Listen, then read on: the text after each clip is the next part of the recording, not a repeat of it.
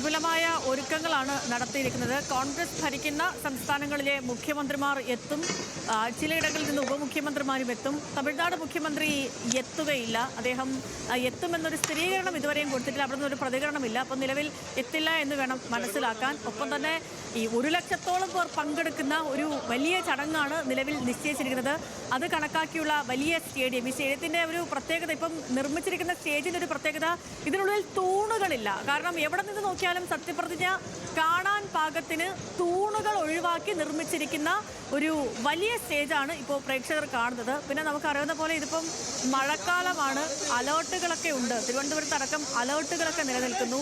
Central സ്റ്റേഡിയത്തിൽ ഈ തിരുവനന്തപുരത്തുള്ളവർക്കൊക്കെ അറിയാം, ഒരു ചെറിയ മഴ പെയ്യുമ്പോൾ തന്നെ പെട്ടെന്ന് ചെളി പിടിക്കുന്ന ഒരു സ്ഥലമാണ്, വെള്ളക്കെട്ട് ഉണ്ടാകുന്ന ഒരു സ്ഥലമാണ് സെൻട്രൽ സ്റ്റേഡിയം. അപ്പോൾ അതുകൊണ്ട് പഴുതുകളൊക്കെ അടച്ച് ഒരു പ്രശ്നവുമില്ലാത്ത രീതിയിലുള്ള ഒരു നിർമ്മാണമാണ് തുടക്കം മുതൽ തന്നെ അവിടെ നടന്നു വന്നത്. ഇപ്പോൾ നിർമ്മാണമൊക്കെ പൂർത്തിയായിട്ടുണ്ട്, പണിയെല്ലാം പൂർത്തിയായി. അതിൻ്റെ അവസാനവട്ട കാര്യങ്ങളൊക്കെ പരിശോധിക്കാൻ വേണ്ടി എത്തിയ നിയുക്ത മുഖ്യമന്ത്രിയെയാണ് നമ്മൾ കാണുന്നത്. മന്ത്രിസഭയുടെ പ്രഖ്യാപനം കഴിഞ്ഞു. ചന്തു, അപ്പോൾ മുഖ്യമന്ത്രി നാളെ സത്യപ്രതിജ്ഞ നടത്തുന്ന സെൻട്രൽ സ്റ്റേഡിയത്തിലേക്ക് എത്തി, സ്റ്റേജിലേക്ക് എത്തി കാര്യങ്ങളൊക്കെ വിലയിരുത്തുകയാണ്.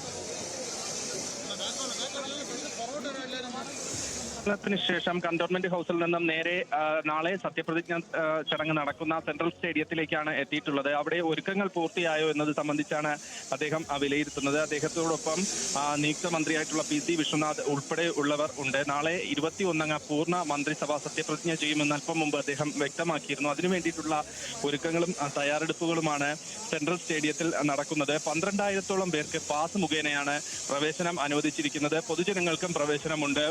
മാത്രമല്ല വലിയ കൂറ്റൻ പന്തൽ ഒരുക്കിയിരുന്നു. അതിനു പുറമെ ഈ പൊതുജനങ്ങൾക്ക് കൂടി, മഴയുടെ സാഹചര്യത്തിൽ പൊതുജനങ്ങൾക്ക് കൂടി ഇരിക്കാവുന്ന തരത്തിൽ സജ്ജമാക്കിയ മറ്റൊരു പന്തൽ കൂടി ഒരുക്കിയിട്ടുണ്ട്. ഗാലറിയിലും പൊതുജനങ്ങൾക്ക് ഇരിക്കാവുന്നതാണ്. അത്തരത്തിലുള്ള ക്രമീകരണങ്ങളാണ്. രാവിലെ 8 മണി മുതൽ പൊതുജനങ്ങൾക്ക് പ്രവേശനമുണ്ടാകും. 8-നും 9-നും ഇടയ്ക്ക് പൊതുജനങ്ങൾ അകത്തേക്ക് പ്രവേശിക്കണം. കാരണം 9 മണിയോടുകൂടി VVIPകൾ ഉൾപ്പെടെയുള്ളവർ എത്തും. കോൺഗ്രസ് ഭരിക്കുന്ന മറ്റ് സംസ്ഥാനങ്ങളിലെ മുഖ്യമന്ത്രിമാർ ഉൾപ്പെടെയുള്ളവർ പങ്കെടുക്കുന്ന ചടങ്ങായതിനാൽ ഗതാഗത നിയന്ത്രണം ഉണ്ടാകും. അതുകൊണ്ട് അത്തരത്തിലുള്ള ക്രമീകരണങ്ങൾ ഏർപ്പെടുത്താൻ നേരത്തെ തയ്യാറെടുപ്പ് നടത്തിയിരുന്നു. എന്തായാലും സ്ഥിതിഗതികൾ നേരത്തെ പോലീസ് ഉദ്യോഗസ്ഥരടക്കം വിലയിരുത്തി. അവിടുത്തെ സുരക്ഷാ കാര്യങ്ങൾ എങ്ങനെയൊക്കെയാണെന്ന് ഉയർന്ന പോലീസ് ഉദ്യോഗസ്ഥർ തന്നെ നേരിട്ടെത്തി വിലയിരുത്തി. അതിനുശേഷമാണ് ഇപ്പോൾ നിയുക്ത മുഖ്യമന്ത്രി VD സതീശൻ നേരിട്ടെത്തി ഈ കാര്യങ്ങൾ വിലയിരുത്തുന്നത്. എന്തായാലും വലിയ ഒരു ഉജ്ജ്വലമായ ചടങ്ങ് സംഘടിപ്പിക്കാൻ തന്നെയാണ് കോൺഗ്രസ് തീരുമാനിച്ചിട്ടുള്ളത്.